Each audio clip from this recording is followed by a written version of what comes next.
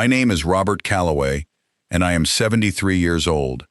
2 months ago, I discovered that my daughter had quietly sold my late wife's wedding ring, a ring I'd given her specifically to hold on to for her own daughter someday, in order to help fund a Caribbean vacation with her husband's extended family.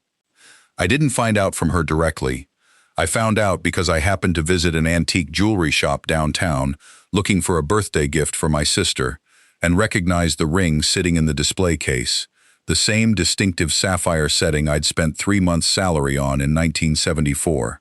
3 weeks after I confirmed what had happened, my daughter called me, her voice tight with barely controlled panic, asking if I could lend her $50,000 to cover an emergency she said she couldn't explain to her husband. If you've ever discovered that something sacred to you had been quietly sold off by someone you trusted completely, stay with me, because this story isn't about refusing to help my daughter when she came asking. It's about what happens when you decide to help someone anyway, while still telling them the truth about what their choices actually cost. I need to tell you about that ring, and about my wife, before I tell you what happened in that jewelry shop, because otherwise, you won't understand the particular weight of what I discovered. I met my wife Eleanor in 1972 at a mutual friend's graduation party, and we married 2 years later, in the summer of 1974, in a small ceremony at her parents' church that neither of our families could afford to make particularly elaborate. I was working as an apprentice electrician at the time, making barely enough to cover rent on our first small apartment, and the engagement ring I eventually saved for, working overtime shifts for nearly 4 months, represented a genuinely significant sacrifice for a young man just starting out. I remember the specific afternoon I bought it, at a small jewelry shop that no longer exists, choosing a modest but genuinely beautiful setting with a small sapphire flanked by 2 tiny diamonds, because Eleanor had once mentioned, in passing, months earlier, that sapphire was her favorite stone, a detail I'd filed away and never forgotten. Eleanor wore that ring every single day of our 46 years of marriage, through raising 2 children, through the lean years when my electrical business was just getting established, through the more comfortable decades that followed once the business finally found its footing. She used to tell people, when they'd compliment it, the story of how a broke young electrician had somehow managed to remember an offhand comment about her favorite stone and build an entire proposal around it, a story she told with obvious pride and affection every single time, for over 4 decades. I remember, more than once over the years, catching her turning the ring absently on her finger during difficult moments, waiting rooms during her mother's final illness, the night before our son's deployment overseas, the quiet hours after her own cancer diagnosis decades later, as though the ring itself carried some steadying comfort beyond its simple physical presence.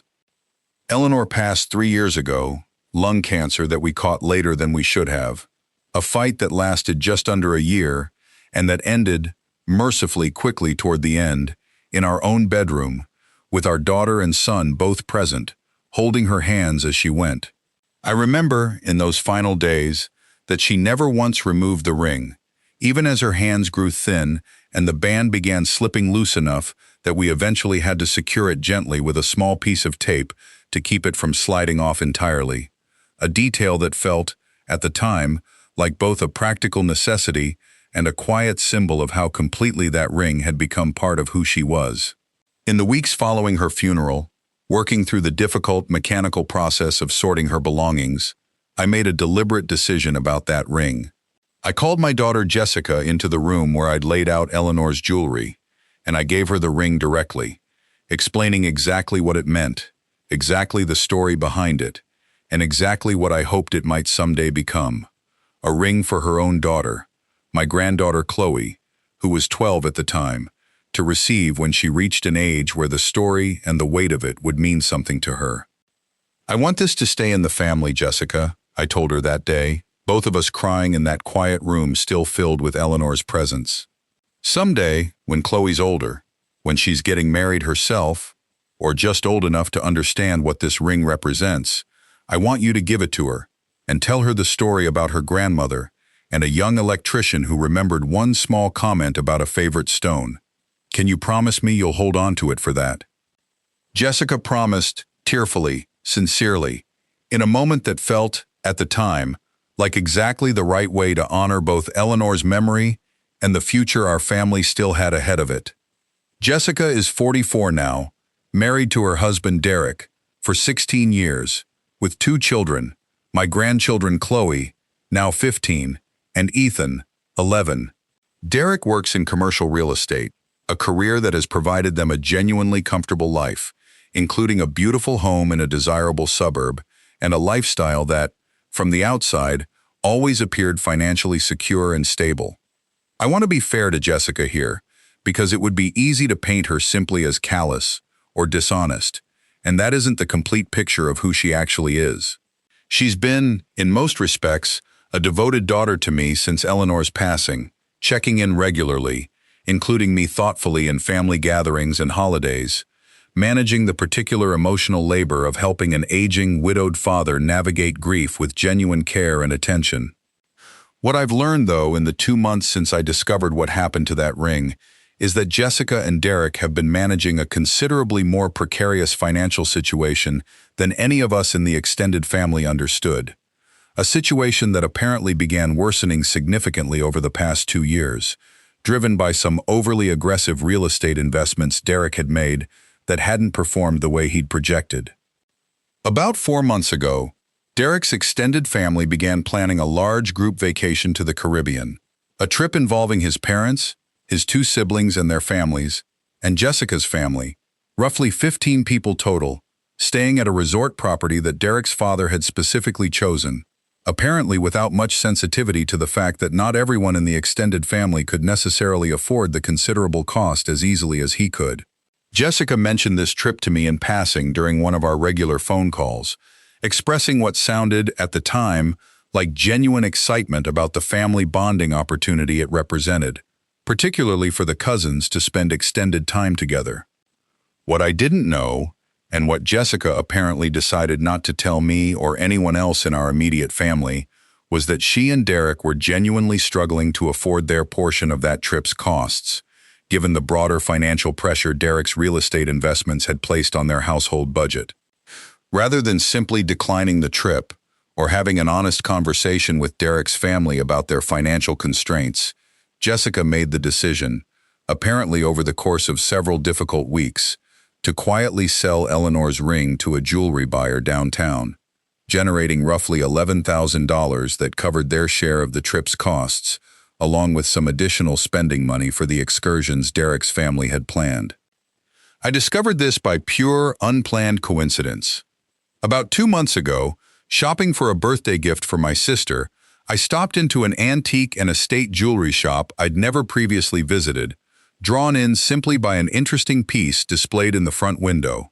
While browsing the case of estate rings, my eye caught on a familiar setting, a modest sapphire flanked by 2 small diamonds, a design distinctive enough, given how carefully I remembered choosing it 50 years earlier, that I felt a cold recognition settle into my chest before I'd even fully processed what I was looking at. My hands, I remember, had actually begun trembling slightly before my conscious mind had finished confirming what my eyes were already telling me. I asked the shop owner if I could examine the ring more closely, and as I turned it over in my hands, I found the small, nearly invisible engraving I'd had added inside the band decades earlier. 3 tiny initials, EMC, for Eleanor Marie Calloway, confirming beyond any doubt that this was, impossibly, the exact ring I'd given my daughter to hold for her own daughter's future. I stood in that shop for what felt like a very long time, holding that small piece of metal and stone, the shop owner watching me with a mixture of concern and professional patience, clearly recognizing that something significant was unfolding, but unsure how to address it. I want to be honest about what I felt in that moment, standing in that unfamiliar jewelry shop, holding my late wife's wedding ring in my trembling hands. It wasn't simply anger, though anger was certainly present. It was something closer to a specific, disorienting grief, a sense that something I'd believed was safely preserved, a physical thread connecting Eleanor's memory forward into our family's future, had been quietly, secretly severed without my knowledge or consent.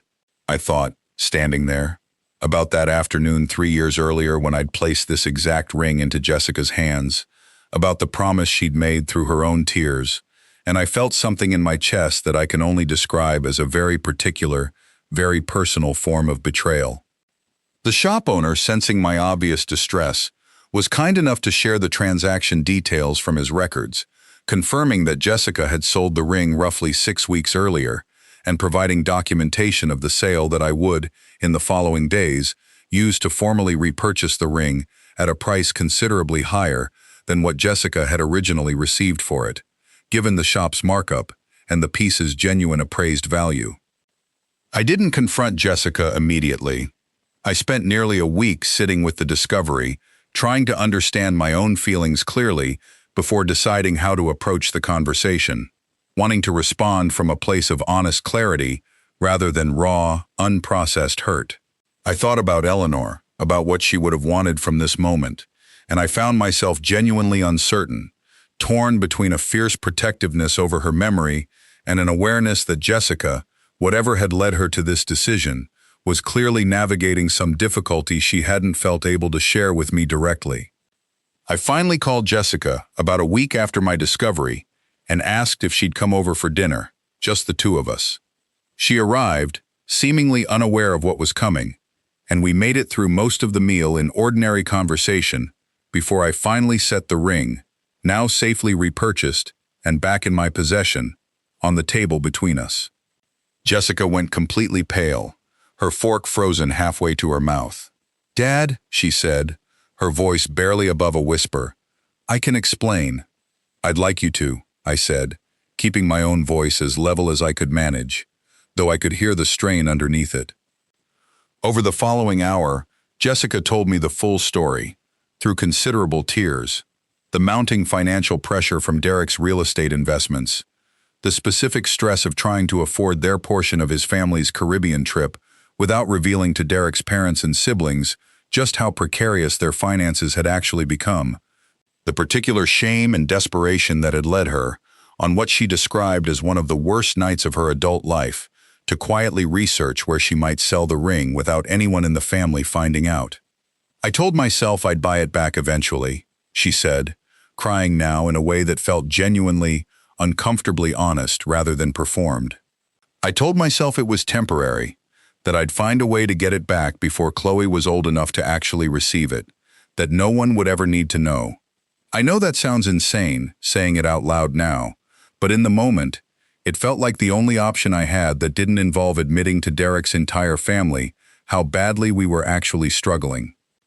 I want to be honest about what I felt, listening to that explanation. My first instinct was not entirely generous.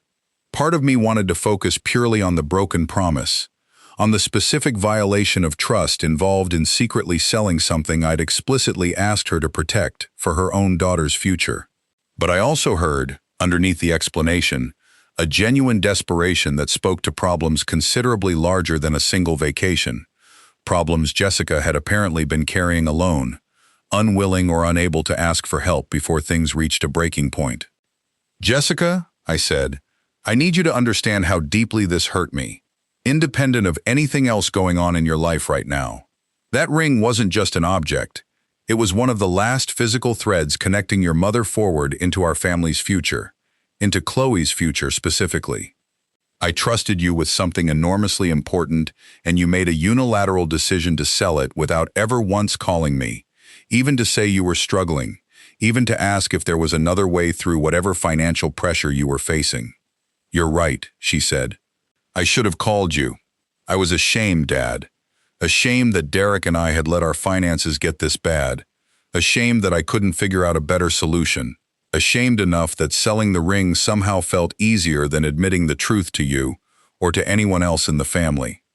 We talked for a long while that evening, and I told her, honestly, that I'd already repurchased the ring, that it was safe again, but that the deeper issue, both the broken trust and whatever financial crisis had driven her to that decision in the first place, needed real attention, not just a quiet resolution of the immediate object itself. I didn't hear much more about the specifics of their financial situation over the following 3 weeks, though Jessica seemed, in our regular calls, somewhat more subdued than usual, carrying an evident weight I now understood the shape of, even without her spelling out every detail. 3 weeks after that dinner conversation, on a Tuesday evening, my phone rang. It was Jessica, and I could hear immediately, in the particular tight, controlled quality of her voice, that something urgent was unfolding. "Dad," she said, "I need to ask you something, and I understand completely if the answer is no, especially after everything with the ring. I need $50,000, and I can't explain to Derek where it's going, and I know how impossible that sounds, and I know I have absolutely no right to ask you for anything right now given what I just did." She explained, haltingly, that one of Derek's real estate investments, a property he'd purchased using funds he'd borrowed against a life insurance policy without fully disclosing the details to Jessica at the time, had defaulted, triggering a demand for immediate repayment that, if unmet within the next 2 weeks, would result in the loss of the policy's entire cash value, along with severe damage to their credit that would affect their ability to refinance their primary mortgage, currently also under some strain. "I haven't told Derek I know about this specific default yet," Jessica said. "He's been hiding pieces of our financial situation from me for months, Dad, the same way I hid the ring situation from him. We've both been keeping secrets from each other because we're both terrified of what happens if we actually admit, out loud, how bad things have gotten. I found out about this specific default by accident, going through some paperwork, and I don't know what to do except try to fix it quietly before it becomes an even bigger crisis." I sat with that request for a long moment, absorbing the strange, uncomfortable layering of the situation. A daughter who had secretly sold her mother's ring to help fund a vacation she couldn't actually afford, now calling 3 weeks later needing an even larger sum to address a financial crisis that had apparently been building, unaddressed and unspoken, for considerably longer than either of us had initially understood. I want to be honest about what I felt in that moment. My first instinct was not entirely generous. Part of me wanted to point out, plainly, the uncomfortable pattern now visible across both requests. A family managing serious financial distress through secrecy and quiet workarounds, rather than honest confrontation of the underlying problems. Part of me wanted to withhold help simply to force a more serious reckoning with whatever was actually happening in Jessica and Derek's finances. But I thought of Eleanor, and the way she always approached our own family's difficult moments with clear-eyed honesty, paired with genuine, unwavering support, never using vulnerability as leverage, even when she had every right to feel hurt or disappointed. And I thought about my grandchildren, Chloe and Ethan, who bore no responsibility for their parents' financial choices, but who stood to lose considerable stability if this situation continued spiraling without real intervention. "Jessica," I said slowly, "I'm going to help you with this. But I need this help to come with real honesty, not another quiet fix that lets the underlying problem keep growing in the dark. I want you to tell Derek everything, the ring, this loan, all of it, before I transfer a single dollar. Because Jessica, I watched what secrecy already cost you once, with your mother's ring. I'm not willing to help fund another secret, even with the best of intentions, when I think what your marriage and your finances actually need right now is complete transparency, between the two of you, before anyone else gets involved trying to patch pieces of it quietly." There was a long silence on the line. "You're right," Jessica finally said, her voice thick. "I've been so scared of Derek's reaction, so scared of admitting how much I've been hiding, that I just keep finding smaller, quieter ways to manage crises instead of actually addressing the real problem. I think some part of me knew, calling you tonight, that you might say exactly this, and some part of me is relieved, honestly, because I don't think I can keep carrying this alone." Jessica did tell Derek everything over the following days. About the ring, about discovering his hidden loan default, about the broader pattern of secrecy that had apparently developed between them over the preceding 2 years as their financial situation gradually worsened. That conversation, by Jessica's account, was genuinely difficult, involving real anger and hurt on both sides, but it also opened, for the first time in years, an honest accounting of their actual financial situation that neither of them had been willing to face directly before. I did provide the $50,000, structured as a formal loan with a modest interest rate and a clear repayment schedule, specifically because I wanted the arrangement to carry real accountability rather than functioning as an unconditional bailout. Jessica and Derek also began, in the weeks that followed, working with a financial counselor to develop a genuine plan for addressing their broader debt situation. A step Jessica told me she wished they'd taken 2 years earlier, before secrecy had compounded their original financial mistakes into something considerably more precarious. In the 2 months since, something has genuinely shifted in Jessica's relationship with honesty around difficult topics, both with Derek and with me. She's called several times specifically to update me on their financial counseling progress, sharing details she would never have volunteered before this entire situation unfolded, the specific debts they're working through, the modest but real progress they've made building an actual emergency fund for the first time in their marriage, the difficult but apparently productive conversations she and Derek have continued having about how they'd let secrecy become their default response to financial stress. Derek called me directly a few weeks ago, something he'd never done before in 16 years of marriage to my daughter, specifically to thank me for insisting on the honesty condition before providing the loan, telling me it had forced a reckoning between him and Jessica that he now recognized they'd both been avoiding for far too long. Chloe, my granddaughter, recently asked me about the ring during a visit, having apparently overheard enough of the adult conversation to become curious, and I found myself, for the first time, telling her the full story. Not just the romantic origin of the ring itself, but honestly, in age-appropriate terms, about the difficult period our family had just moved through, and the importance of honesty, even when the truth feels frightening to admit. She listened with the particular careful seriousness 15-year-olds sometimes surprise you with, and afterward asked if she could hold the ring for a few minutes, turning it carefully in her own hands the way I imagine her grandmother once did, before handing it back to me with a simple, "I'll take care of it properly, Grandpa, when it's my turn. I promise." I don't tell you this story because I want sympathy for an old man whose daughter sold his late wife's ring. I tell you this story because I want you to understand something important. Secrecy, even when it comes from genuine shame or fear rather than malice, tends to compound rather than solve the problems it's meant to hide. Real help, the kind that actually addresses what's broken rather than simply patching its visible symptoms, often requires insisting on honesty first, even when that insistence feels harder, in the moment, than simply writing a check and looking away. I spent 3 weeks carrying real hurt over a ring quietly sold to fund a vacation my daughter couldn't actually afford. When she called needing considerably more help just weeks later, I gave it, but only after insisting that the secrecy stop, that the truth finally gets spoken between the people who most needed to hear it. That ring sits on my dresser now, waiting for the day Chloe is ready to receive it, carrying, I hope, not just her grandmother's memory, but also a quieter lesson about what honesty actually costs and what it ultimately protects. If this story reminded you of someone in your life who's been carrying a difficult secret out of fear rather than malice, tell me in the comments where you're watching from tonight, and consider whether the conversation Jessica and I finally had might be one worth having in your own family too.